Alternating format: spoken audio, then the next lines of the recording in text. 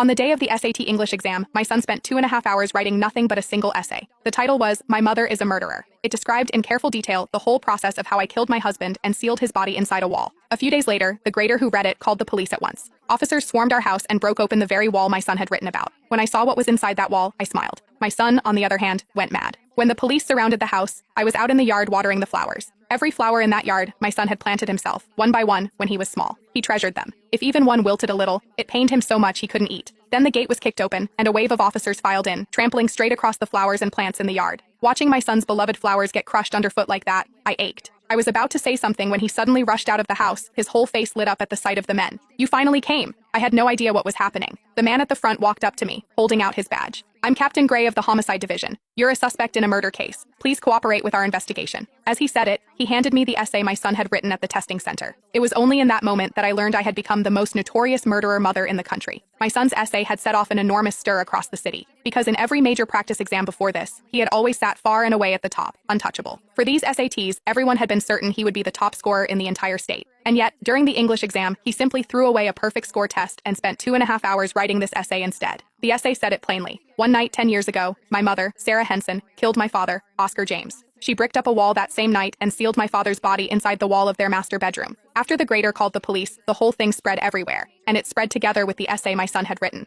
Everyone was talking about the presumptive top scorer who threw away his SATs and used his own future to expose in an essay that his mother was a murderer. And I was the last to know. I stared at that essay for a long time, and the longer I looked, the harder my hands shook. I knew my son's handwriting, but what it said, I couldn't accept. I looked at my son and asked, my voice trembling, "You wrote this?" He looked back at me without any expression. "Yes, I've waited too long for this moment." A sharp pain shot through my chest, as if something had stabbed into me. "So these 10 years, all that hard work, was just to get back at me like this?" His eyes were cold on mine. "That's right. Only this way would my essay be taken seriously. Only this way would everyone find out you're a murderer." Looking at this child I had raised for 18 years, I suddenly felt I didn't know him at all. All this time I'd believed he had grown up, that he understood now, that he had learned to take responsibility for his own life. But it turned out he had spent 10 years of effort honing himself into the sharpest possible blade, all so that today, he could drive it straight into me. The police hadn't come alone. A crowd of reporters and online streamers had rushed in with them. Now every camera was trained on me. Some were live streaming, some were pushing microphones at my face. "Ms. Henson, your son wrote all of this in his exam essay. Do you have anything to say about it? We've heard your husband vanished suddenly 10 years ago and has never been found.